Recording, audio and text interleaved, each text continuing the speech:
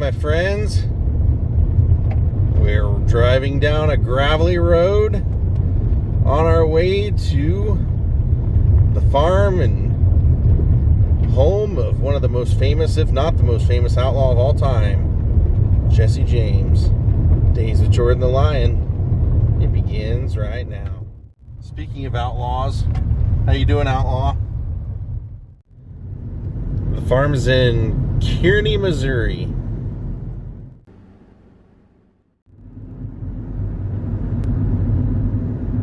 There we go. James Farm, home of Frank and Jesse James. We've been doing Frank and Jesse James historic sites since our first year when we were doing Paso Robles stuff. I love on the gates they have the J. I assume that's the James J.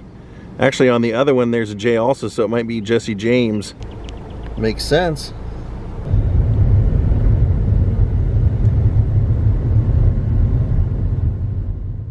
Well, here's the museum, and then it looks like there's a walkway that once you pay the admission, the fees and everything are right here, takes you back to the farm back here on a tour. There's your price list.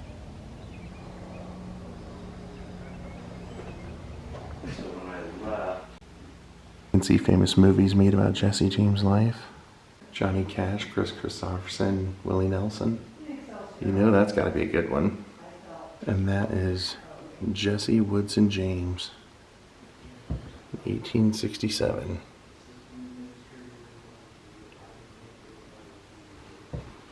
Family photo. Him and Frank and his mother. And down here, the children of Jesse James, Mary and Jesse. So here it says Robert James married Zerelda Cole at the home of James M. Lindsay near Stamping Ground, Kentucky on December 28, 1841. This fireplace surround has recently been recovered from the home. Those were the parents of Jesse James. Those were Jesse's mom's boots. And his father, Reverend Robert James shaving mirror. And over here we have the wedding license of Robert S. James and Zerelda Cole. Here's the church that Robert James preached at. That was his license to preach. And then this is an announcement that he died. Our last advices from California announced the death of this gentleman, Reverend Robert James. Mr. James is well known in the community. He was a man much liked by all who enjoyed his acquaintance, and as a revivalist, he had but few equals in this country. And that was Robert James. So this was Zerelda. She eventually married this man, Dr. Reuben Samuel. That is Zerelda's sewing machine, believe it or not. Jesse James' mother's sewing machine. And then over here was his stepfather, Robert Samuel's medical kit. Or Reuben Samuel, sorry. That was a medical kit. Then here's Frank James, the brother of Jesse James. He was tall, slim, and studious. He was the opposite of his smaller, congenial, pleasant younger brother, Jesse. Frank fought in the Civil War as an infantryman at battles of Wilson Creek and Lexington, Missouri in 1861, and with Quantrill's guerrillas in 1863 to 1865. He may have been the original leader of the outlaw band. He married Annie Ralston, an Independence, Missouri school teacher, and had a son named Robert. If you notice at the very bottom it says he surrendered to the governor of Missouri, and then he died at the James Farm here, 1915. This was taken in 1898. The items displayed in this case were donated by Ethel Rose Owens, granddaughter of Jesse James. So it identifies each item in here.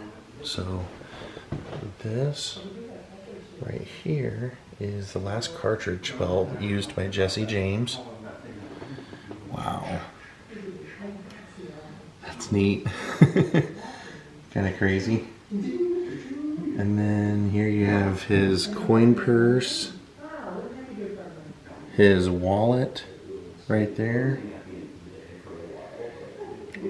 And then up here, that is also, what is that? Looks like a neck warmer. And then that is the last horse bridle used by Jesse James.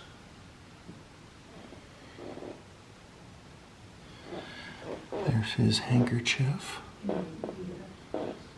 and his watch, his timepiece, pocket watch. Now there's his Colt 45.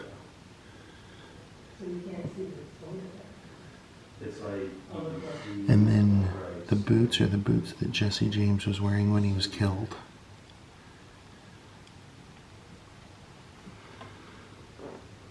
Wow. This is incredible. This is quite a collection before we even see the farm. And then as far as the long guns, you have his shotgun and his .44 caliber Winchester.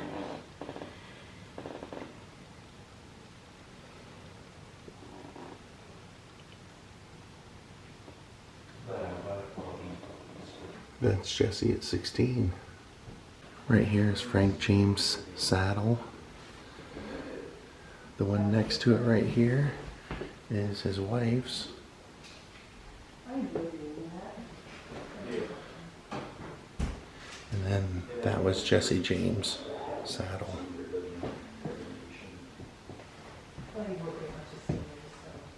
Here they have a copy of a letter by Jesse James using his alias, which was Thomas Howard down here. He was trying to purchase a farm, central Nebraska, and retire. But he was killed before he could purchase it. Jesse James' spurs, given to him by his cousin, also named Jesse, and his riding gloves. Wow, look at this. They have, says the casket in which Jesse James was buried in an elegant casket provided by law enforcement authorities, the yard of his birthplace. 1882, the body was moved to the family plot in Kearney. In 1902, the original casket, having deteriorated, was thrown back into the grave and the remains placed in a new one. The original casket was discovered during the 1970 archaeological excavation. So you can see the top of the table is the original casket lid, but then below it is the embalming table that he was embalmed on. Wow. And then if you look up here, they have a picture of him afterward, you know, after he was perished. And then they also have a picture of the deteriorated casket. And that's the photo of the house he was killed in. Now this says this was the picture he was dusting and straightening at the time Robert Ford shot him. And then the feather duster he was using when he was shot is right there. What history, this is amazing. And that is Jesse James' chair. And then here on display they have the original handles of the original casket, and look, they literally have hands, like they're hands holding them. And then this is the bullet that they found in the original casket. Look at that, isn't that crazy? Found in the original casket. That must have been the death shot. Then they have some models here that show the bank robbery of 1866, the Liberty Bank.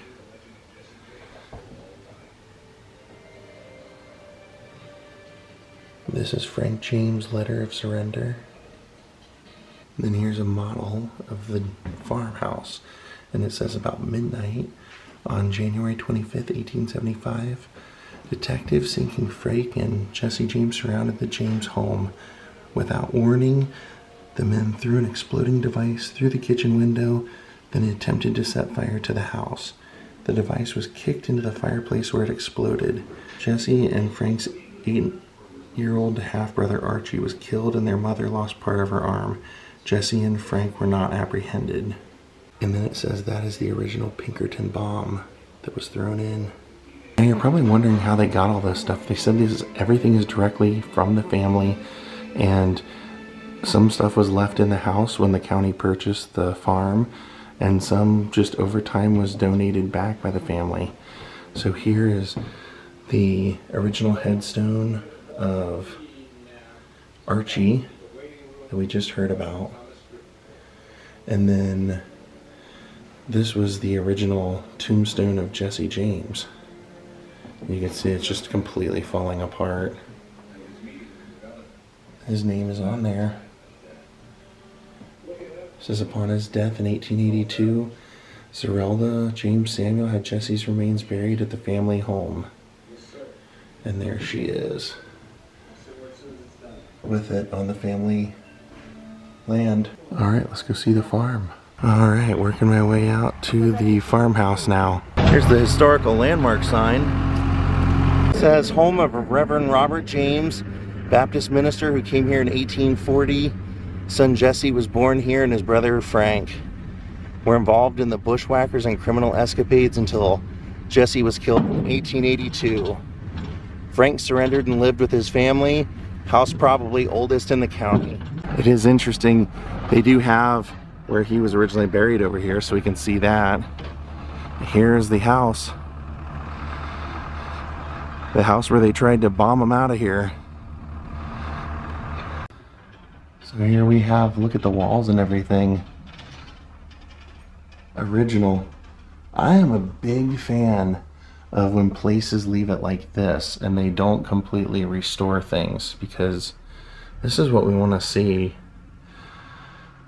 Like I said, they told me inside that a lot of the things that they had were all donated by the family, from Frank's family down, and then when they didn't have any more children, it went to Jesse's grandsons. But some of the things were actually left in the house, so this is so cool.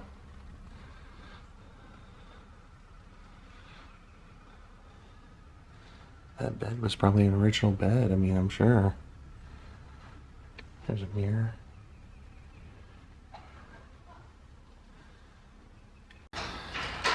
And look, you can't walk through it, but you can definitely see inside.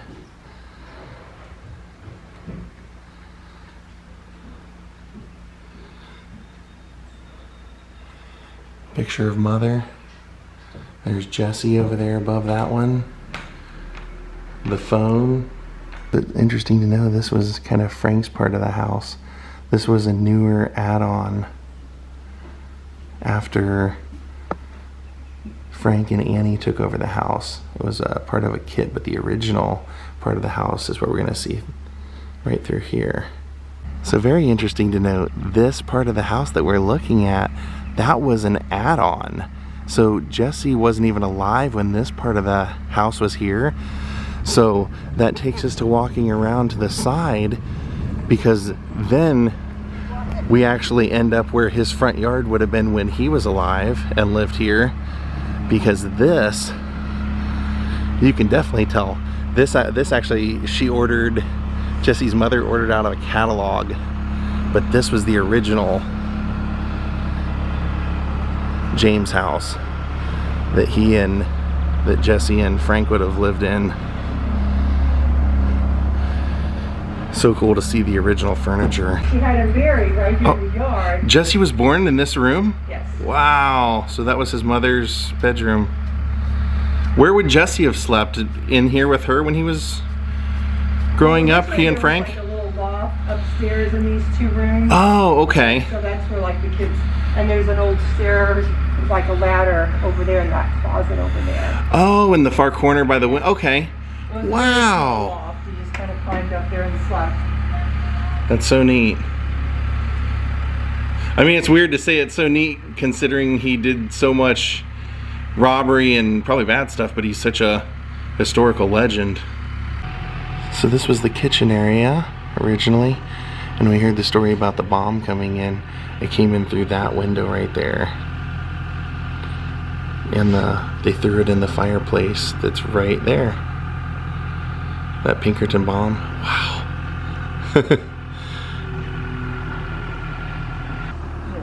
Condolences or Oh, his mother started this. Oh yeah, and she would offer to sell you a rock off of Jesse's grave for 25 cents. So now you can buy a rock in the gift shop for 25 cents. Wow, interesting. Well, she was smart. Especially, like you said, And notice her quote up there, murdered by a traitor and a coward whose name is not worthy to appear here. yeah, she wanted him buried here because she was afraid somebody would dig him up and make him part of like a Wild West sideshow where you could pay to see his body.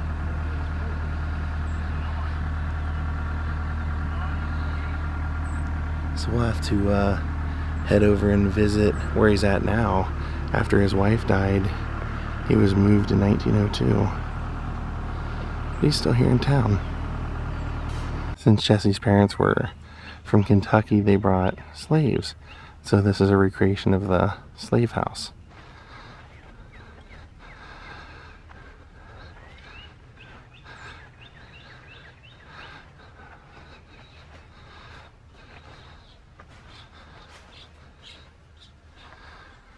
Just a little cabin.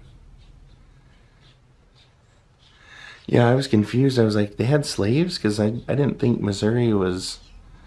She said, well, they came from, you know, the family came from Kentucky, so they brought them with them. And so when they were researching the original layout and everything, they saw that this was here and they recreated it. Basically like a freaking woodshed, you know?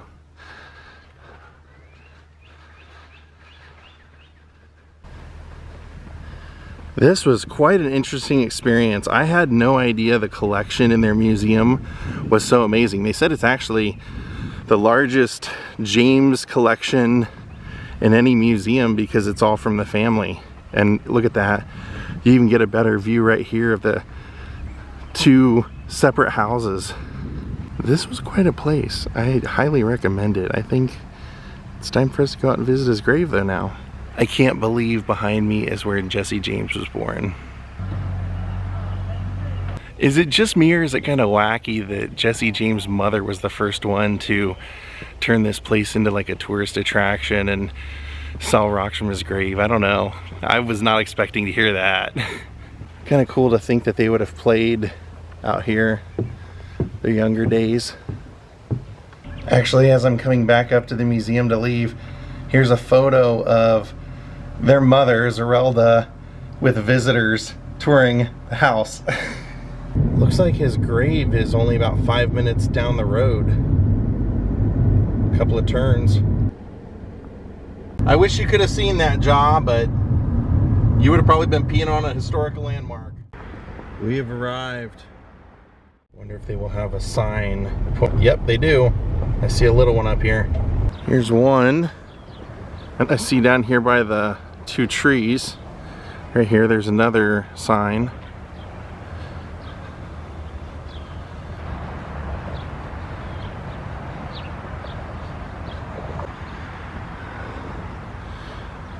Much different than the original.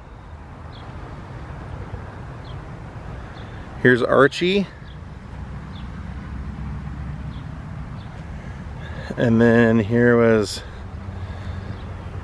Zerelda, their mother.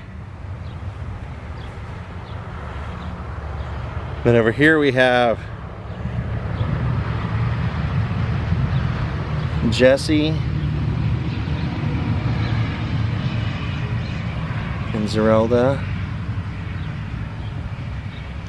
And then the military, Taylor Squadron,